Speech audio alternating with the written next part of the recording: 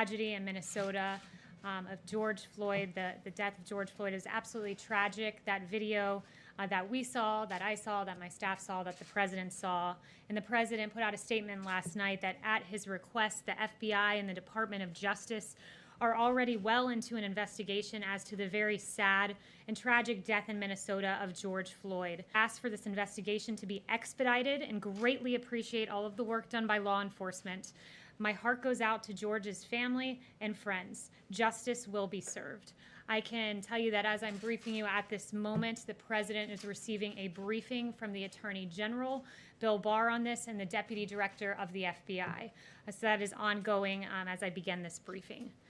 Secondly, I want to transition into some news from SBA and Treasury that was announced that today the U.S. Small Business Administration, in consultation with the U.S. Treasury Department, announced that it is setting aside $10 billion of Round 2 funding for the Paycheck Protection Program to be lent exclusively to CDFIs.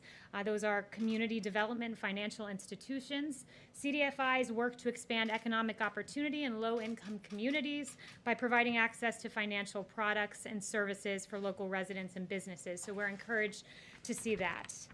And then finally, before taking your questions, I wanted to address what has been going on Twitter and with social media. I believe it is time to, quote, get the facts about Twitter and other social media platforms targeting their bias against President Trump and conservatives online. If we were to judge the bias of Twitter and its top employees by their own words, the case would be an easy one to make. Twitter's head of site integrity has tweeted that there are, quote, actual Nazis in the White House, and no fact check label was ever applied to this absolutely outrageous, offensive, and false claim made against the White House and its employees. Let's judge Twitter based on their actions, not based on the words of its top employees, and its actions are no better. President Trump recently received a so-called fact check label for a tweet. It was a false fact check and an accurate fact check, but nevertheless, Twitter moved forward with it. Dan Scavino, the deputy chief of staff here, was the first user in the history of Twitter to receive a so-called, quote, manipulated media label for posting a video that played a verbatim clip. It is no coincidence that these two unbelievable interventions by Twitter were targeted against the President of the United States and one of the president's top advisors. This is bias in action. And while big tech is quick to censor the president, quick to censor some of his top employees, they are very reluctant, it seems, to label some of the actions by Chinese officials, some of the misinformation that has been spread by China. For example, to move off of Twitter and move to Google, they created a search engine for the Chinese Communist Party, which blacklisted searches for human rights and allowed for easy surveillance. Facebook and Twitter have both taken paid advertising that spread disinformation about China's mass imprisonment of religious minorities. And Twitter has allowed Chinese officials to use its platforms to spread misinformation about the coronavirus, undermine the pro-democracy protests in Hong Kong, and more. And then back in March, a Chinese official began spreading a conspiracy theory on Twitter, an egregious one, that our U.S. military was responsible for the spread of the coronavirus. And that tweet, that disinformation, it took all the way until today when we raised concerns about it to get a fact check. So they appear to be very hastily eager to censor President Trump and some of his employees, but a little reluctant when it comes to China. It's a bit befuddling. But no one believes in the First Amendment more than the president. The president will take action to ensure that big tech does not stifle free speech and that the rights of all Americans to speak, tweet, and post are protected. And finally, I just want to note one other action of Twitter that I learned just before walking out here, that on the Mueller report, their anti-Trump headlines were anti-Trump by a ratio of 76-1. That's extraordinary, and it's not just bias aimed at President Trump and his employees. It's also aimed at everyday Americans. It's aimed at the movie Unplanned, as Twitter suspended their account and then came up with an excuse in the aftermath. And then just another example that liberals are allowed to incite violence against the Covington kids who were in the end proven right, and their video was taken out of context, and yet these individuals were allowed by Twitter to incite violence. It's very disturbing to see. So those are some of the president's concerns, and with that, I will take questions. Jim. That's a very nice tie, Jim, by the way. Thank you very much. Yes. Yesterday, the U.S. hit 100,000 deaths from the coronavirus. That happened at around 6 o'clock yesterday evening. It took until about 9 in the morning for the president to recognize that on Twitter. What took him so long? Look, the president recognized that landmark before we even hit it. The president, that was, after all, it was the impetus behind him lowering the flag to half-staff. He did that for several days, and that was an acknowledgement of that number approaching, and he acknowledged it in a tweet this morning. But we hit 100,000 yesterday evening, and it took 13 hours, some odd hours, for him to recognize that and tweet about it. And far in advance of that benchmark, as I noted, he lowered the flag to half-staff. The president has said, you mentioned 100,000, but the president has said one death is too many. He takes this very seriously. He said before, this is the hardest part of his presidency. It's something that no one wanted to see happen. And on Twitter, shouldn't the president be fact-checked, especially this president who has made so many false and misleading statements that has put, fact checkers to work across the world? I mean, he's uttered some 18,000 false or misleading statements, according to the Washington Post. If there's any president out there who should be fact-checked, any political leader out there should be fact-checked, isn't it President Trump? And aren't you trying to silence fact-checking by going after Twitter like this? Look, well, first I would say I disagree with all, if not almost all, of those assertions that you're making there, because, look, if you're going to get into the fact-checking business, there's no one that should be fact-checked more than the mainstream media that has been continually wrong about a number of things. To give you a list of some of the most egregious ones, that ABC News in December of 2017 falsely reported that Flynn would testify that the president directed him during the campaign to make contact with the Russians. That was false. In 2017, your network, CNN, botched their WikiLeaks email exclusive and were forced to make on-air corrections. CNN's Jem Sciutto, another CNN one, dropped a fictional bombshell in 2018, July, claiming that Michael Cohen would tell federal investigators that the president knew of the Trump Tower meeting. And there are many more, not to just put the onus on CNN there. So if anyone needs to be fact-checked, I think it should be the media. There are news outlets that make mistakes from time to time. We own up to those mistakes. We correct those mistakes. Not always. I have many you guys haven't owned up to. I could get to. We do on a regular basis. The president never owns up to any of his false or misleading statements or outright lies. You have pledged in this briefing room to never lie to the American people. Are you saying that the president of the United States has never lied to the public before? I'm around the president. His intent is always to give truthful information to the American people. And you mentioned that the media apologizes for their mistruths. I mean, I'm sitting here looking at other headlines in the New York Times saying there aren't enough ventilators to cope with the coronavirus. In fact, we had an excess of ventilators we've shipped around the world. Washington Post, U.S. health system is showing why it's not ready for a coronavirus pandemic. We were ready. There's many more I could get to. On the coronavirus specifically, I could spend the time going through these, but I don't think that's what the American people want to hear. Yes. On the Minnesota case, does the president agree with the firings of the 4 police officers, and does he believe that they should be prosecuted?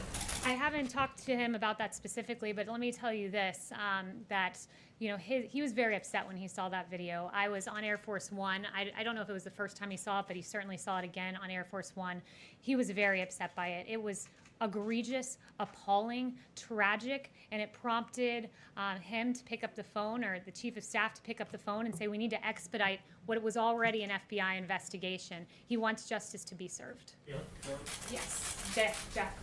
Thanks, Kayleigh. Can you give us an update on when the president plans to sign the EO on Twitter and social media? And can you also give us an update on his plans for China and Hong Kong? Is there an order coming on that as well? So thank you for the question. First, I would note with regard to the timing of the EO, that should be later this afternoon is what we're hoping for, hopefully before 5 p.m. But again, it could change. It's still in the works, but we are getting closer. With regard to Hong Kong, I would just say reiterate what I said 2 days ago, but I would also say that China's decision to impose a new national security law in Hong Kong lies in direct conflict with its international obligations under the principles of the legally binding UN-registered Sino-British Joint Declaration, and that Secretary Pompeo determined that Hong Kong does not warrant different treatment under U.S. laws because Hong Kong no longer remains sufficiently autonomous from the PRC. And then anything further, I'd refer you to the State Department for now. Paula? Just one more somewhat related. The House recently passed a bill about a minority group in China, the Uyghurs, if I said that correctly. Does the president plan to sign that? And is the White House going to treat bills, or does the White House see any concerns about bills that have been passed by proxy as not being constitutional? So we would first, let me say, we would encourage Nancy Pelosi and the Democrats and others to come back to the Hill. It's more productive to have those members here. The Senate has convened, the House can do the same, and they can do it in person. But with regard to the Uyghurs, that's a very important question. We haven't received the bill yet, so the president hasn't been able to look through it, and I won't get ahead of him on announcing one way or the other on that. But I would note that the Trump administration continues to take actions to hold the CCP accountable for its highly repressive campaign against the Uyghurs and other religious and ethnic minorities. Paula. Hey, Kayleigh, thank you. On vaccines, in order to achieve herd immunity, you need about 80% of people to get this vaccine. Currently, only about 50% of Americans say they'll receive it. So will the administration make the vaccine mandatory? So the vaccine, let me just note that we're working aggressively to get one, and we would like to get one by the end of the year. Everything does not depend on a vaccine. Vaccine's an important component of this, but there are also therapeutics. We're seeing there's not necessarily a tie to reopening and an increase in cases, so that's encouraging. And I would refer you further to Alex Azar, who's made extensive comments on a vaccine and the It's necessity. clear if you guys will make it mandatory, if you'll use your federal powers, how you'll use them potentially to encourage people to get this vaccine, because if you don't have herd immunity, elderly people, immunocompromised folks, they may not be able to go about their business again. Yeah, I would have to talk to the president. I haven't talked to him about his views on making it mandatory or not, so I'd have to talk to him and get back to you on that. Yes. Thank you, Kayleigh. I wanted to ask you a question, first of all, about the comments in your statement that you made.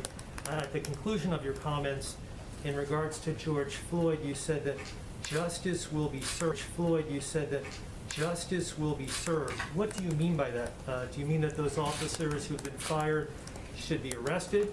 Do you mean by that those officers who've been fired should be prosecuted? Do you mean that those officers who've been fired should be convicted? What do you mean by justice should be served? Yeah.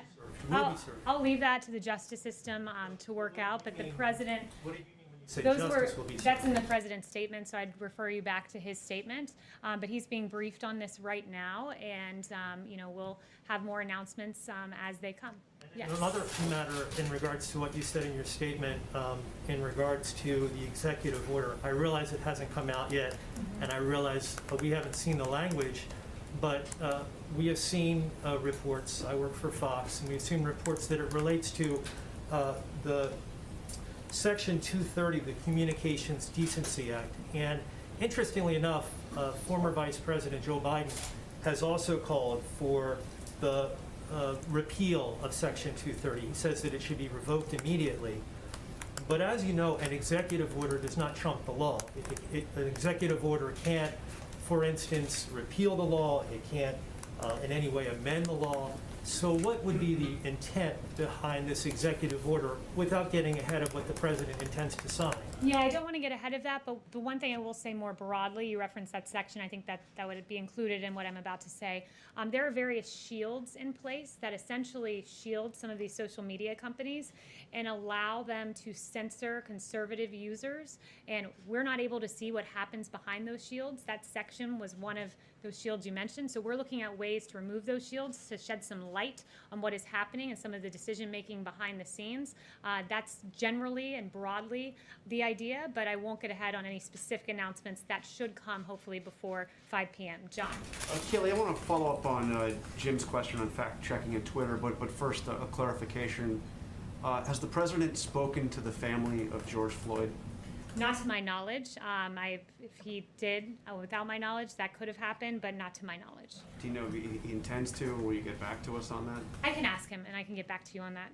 Okay, and regarding the fact checking, I mean, the president clearly said things in these tweets that are not true. Do you not acknowledge that? No, I don't acknowledge that. He said, for instance, that the governor of California is sending out ballots to millions of people, anyone living in the state, no matter who they are, how they got there. That is not true. California is sending out absentee ballots to registered voters, not to anybody.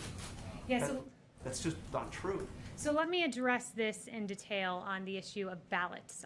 And I'm going to lay out some of the president's concerns, and in that, I will get to the California example. First, I want to note that there is a Pew study done that shows there's plenty of reason to believe that in the mass mail-in system that there is fraud. They estimated that approximately 24 million, 1 out of every 8 voters registered in the U.S. are no longer valid or are significantly inaccurate. So these are people who are on voter registrations that have not been maintained, that have not been kept up. More than 1.8 million have been deceased, they estimated. And then when you look and drill down into some of the examples that we've seen in states, Nevada I read about this last week, and it just really struck me as a perfect example of what the president is concerned about with mail-in ballots and the fraud that can be inherent in that. There were ballots, because Nevada mass mailed them out to voter rolls, that were piling up in apartment complexes, outside of apartment complexes in Las Vegas, sitting around in trash cans. This is how we're protecting ballots. It's extraordinary. Postal workers, one 36-year veteran carrier said she's never seen anything like these influx of absentee ballots. All of the people had moved or died when she set out to deliver on her first delivery route, and this happened just recently. You can go read the articles from last week. She found 65 ballots of people who had moved or died on her second carry, 100, and then as the week progressed, thousands just sitting in crates. I mean, this is extraordinary. This is not how we should be protecting U.S. ballots. In South Carolina, the Democrats sued to force a rush transfer of mail-in voting, and this happened again recently. I think it was last week. And mail-in ballots for South Carolina turned up in Maryland. There's another example of 700 suspicious mail-in ballots in Dallas, and an individual charged with second-degree felony illegal voting, and he's accused of visiting a woman in April to collect her blank absentee ballot, filling it out and forging her signature. I mean, this is extraordinary. And then you go on, there's a New Jersey example of over 3,000 ballots that were seemingly set aside. And going to California, you mentioned, California is one of those states that's notorious for ballot harvesting. And in 2018, the registrar in Orange County said that they reported that his office had people dropping off maybe 100 or 200 ballots at a time. And somehow in LA County, 112% of LA County is registered to vote. So the problem is this: when you don't clean your register and you send out your entire register, auto send out these ballots, they end up in trash cans like in Nevada. They are subject to fraud, and that is extremely troubling. But Kayleigh, I asked you a very specific question. The president said that California was sending out ballots to everybody in the state. That is a false statement. It is not correct. Will the president correct that, acknowledge that what he said is simply not true? There is an executive order that was put into place recently by Gavin Newsom that would auto-send to voter rolls, and that would lead to what the president was suggesting. Yes. Excuse me, Kayleigh, to registered voters, it's not to everybody, it's to registered voters. Yeah, to everyone, including dead people on the voter rolls, including to the mysterious 112% in LA County. That's not just everyone. That's everyone plus an extra 12%. And if you're not concerned about that, I'm sorry. I mean, the media is very concerned about the security of our elections, but when it comes to mail-in ballots, all of a sudden, the concern for election security just melts away. But Kayleigh, you yourself Yes. have voted by mail. Thank you very much. Brian. Research on mail-in ballots. Research has shown that, one, it doesn't benefit either party. It increases voter participation. Secretaries of State of both parties are still pursuing it. And fraud is not widespread. And so why is the president continuing to tweet about this and to give the impression that there's widespread fraud in the use of mail-in ballots when he himself used a mail-in ballot? The big question is, some are concerned that the president may be laying the groundwork to cast doubt on the election. Is that what he's doing by bringing this up? Well, I appreciate you bringing up this question and specifically the component about the president using mail-in ballots. There's an important distinction, and I think it's lost upon a lot of people, but it's important to make, is that the president is okay with mail-in voting so long as you have a reason. He's not okay with mass mail-in voting where you auto-send, as I said, to all of these voter rolls with people who are dead that are subject to fraud. That is the case. I listed off for you, I think 3 of the 5 examples I gave you were from just this week and last week. So this does happen. And Research has shown, Stanford University did a research study that showed that there wasn't widespread fraud in these vote by mail, and that it didn't benefit either party and increased voter participation. So why would the president be against that?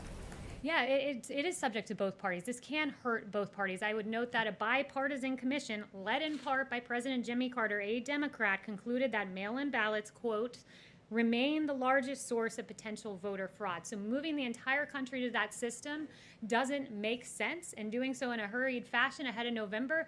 Just go look at the Democrat Iowa caucus and how it worked out when they tried to move to a new system. Trying to And lay then groundwork to finally- cast doubt on the results of the election. in Finally, November. Is he I- laying groundwork to try to cast doubt on the results? No, he's certainly not doing that. And I would finally note there's an additional concern that was very well laid out by the Wall Street Journal editorial board, that in 2016, minorities and first-time voters were more likely to have mail-in ballots thrown out. So that is another troubling concern. In fact, 319,000 of those total votes were rejected. Yes. Thank you. Back in November, President Trump went up to Walter Reed, said it was for phase 1 of his physical. When does he plan to complete phase 2 and release the results to the public? Yeah, I don't have an update on the physical, but because you asked that, I'll specifically inquire about that today and try to get Plan back to to do you. it? You what? He does plan to do it? Yes, he does. Yes. Yes. Thank you. Thank you for doing this. I wanted to ask you about, President has completed his 2 weeks of hydroxychloroquine. Have you spoken to him, what he's feeling about? Is he feeling better? What's his feedback about that? I did, and thank you. I know that you emailed me a question to that effect, and I didn't have time to follow up with you via email, but because I saw that, I went into him just before coming out here, and I asked him that, and he said, quote, he's feeling perfect, quote, he's feeling absolutely great after taking this regimen, and quote, he would take it again if he thought that he was exposed. So he is feeling very good, and I also would point folks, there's a very, very well done piece. It's very thorough with a lot of medical experts laying out about prophylaxis use of hydroxychloroquine by Tina Hessman-Say at sciencenews.org. It's very well done. She talks about the nearly 200 clinical trials around the world, including 28 involving healthcare workers. In fact, at Henry Ford Hospital in Michigan, 3,000 healthcare workers are taking it as part of a trial. And there's some really excellent information there about the use of prophylaxis for this. Number of Indian Americans doctors have been writing. I have seen some of those letters. They are supporting President taking hydroxychloroquine. Some of them have themselves taking it. Have you seen those too? Yeah, absolutely. Well, there's a lot. It's not specific to the president, these doctors, but they just talk in general about what they've seen. For instance, Sarah Lofgren, an infectious disease doctor at the University of Minnesota Medical School in Minneapolis, they're testing hydroxychloroquine there to prevent COVID-19. And she said when used alone, we're not seeing major issues. Out of the thousands of patients, we're not seeing things that some people are concerned about. And I would just note that it's important, of course, always, if taking hydroxychloroquine, get a prescription from your doctor. Doctors are the ones that need to be prescribing this. But that being said, I think that some of the hyperbole around this drug that has been on the market for 65 years, been approved for use in 3 other maladies, and has been approved for off-label use, when there's a lot of hyperbole about this being unsafe, some of the things I've seen reported out there, there are consequences deterring people from being recruited into actual clinical trials. I have some quotes from a New York epidemiologist and others conducting trials saying they're having trouble recruiting people because some of the myths that are out there. So it's important to note that this drug has been safely used by millions of people for a long time. One more on China. Yes. President yesterday tweeted about he wants to mediate between India and China on the border dispute. China has been behaving very weirdly, very aggressively with its neighbors in the last few weeks, in particular in South China, so you must have seen on the Indian border side. What's the message President has to these countries? Yeah, I'd refer you back to the president's tweet on that one. Yep. Yes, Christian. Thanks, Kayleigh. We saw reports that before swearing in John Ratcliffe as DNI, Rick Grinnell declassified a trove of documents related to the Russia investigation. President hinted that those could be made public sometime soon. Does the director plan on doing that anytime in the near future? Yeah, so those, I believe, are under a process of review by the DOJ, so I'll refer to them on that. Yes. Tom, do you have a question? I thought I saw you had your hand raised. No? Kayleigh. Kelly? Yeah, back there. Yes, hi. Thank you. I want to ask you about Russia's recent actions in Libya. The U.S. AFRICOM has been issuing statements recently about U.S. actions there, and in their statements, they're saying that Russia is clearly trying to tip the scales in its favor in Libya, just like it did in Syria, by deploying military aircraft likely to provide close air support and offensive fires for the Wagner group that is supporting Libya's LNA fight against the internationally recognized government. What's the White House position on this? And do you agree with the U.S. AFRICOM assessment that their actions, the Russian actions in Libya, are destabilizing the region? Yeah, we encourage de-escalation in Libya, and for more, I'd refer you to the DOD. Chanel? Thank you, Kayleigh. If Joe Scarborough were innocent, couldn't he sue the president for defamation? And then, in turn, couldn't President Trump's attorneys immediately depose Joe Scarborough and allow him to go on under oath and explain how, this 28-year-old woman was found dead by his desk with multiple skull fractures? Would the president welcome a defamation suit from Joe Scarborough? So on that, I would just refer you back to some of my previous comments that the audio on the Don Imus show was very disturbing, where there was a lot of laughing and joking about this matter that certainly is not a laughing and joking matter. Do you think that Scarborough has grounds to do so? So I have no further comments other than to just point back to the Don Imus audio. Who hasn't? Yes. Do you have a question? Yeah. When were the states first notified that they would have to take the lead in COVID-19 testing? I know the CDC was working on it early on, January, February, there was a problem with the test. When were the states told, hey, you have to prepare and take the lead here in testing your population? So I don't have a precise date for you, but I know the way the process went, where the states came up with the plans that they thought they would need to have adequate testing in order to reopen. Those plans were given to us, and Admiral Joie meticulously went through all of those plans, ensured that we had enough supply to shore up those plans that states had, and to make sure that the states had enough to safely reopen. So that was how the process went, and the president has done really extraordinary work with testing.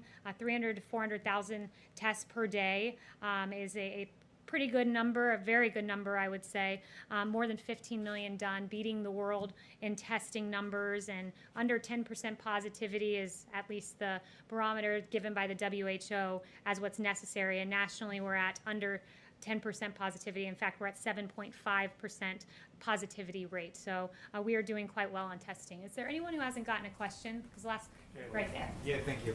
Has the president heard from his counterparts regarding the G7 summit? Is it actually going to take place in June at the White House? We do aim for it to take place then. It's gotten positive reception. I inquired about this 2 days ago and was told it's getting very positive reception from world leaders. So we do intend for that to take place here. You have a date? Yeah, perfect. Thank you. You yourself have been able to vote by mail several times.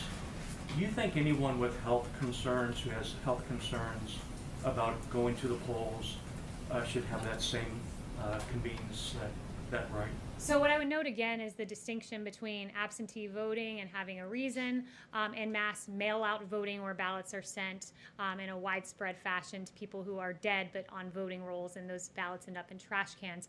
That's a state-by-state consideration. I'll leave it to states to determine what is a valid reason, but there are, if you're an elderly person who's doing unable this to out get of to... health considerations for a lot of their residents. And if they want to pursue that track, is there anything wrong with that? Again, you're asking, I assume you're asking with relation to the pandemic that's going on. None of us know where we're going to be in November. I'd first note that. We don't have a crystal ball. But what I would say is that there are real concerns when you don't do in-person voting. And South Carolina is a great example where Democrats literally sued to force rushed mail-in voting. And what happened? You had ballots from South Carolina ending up in Baltimore. That is not a tenable system. And as states start to reopen and we see people out at beaches in Florida and we're not seeing these mass spikes, and we see people safely going to restaurants and social distancing and washing their hands and doing all of the wonderful mitigation techniques put forward by our experts, they're reopening society and they're doing so safely. And I think there's a way to continue our great civic duty of showing up and voting in a way that is safe. And the same way it's safe to eat at a restaurant, it's safe to go to a beach, we can vote in a safe fashion. And I think that's something that is good and to be celebrated as we head to November. All right, I think I took everyone's question. Thank you so much, guys.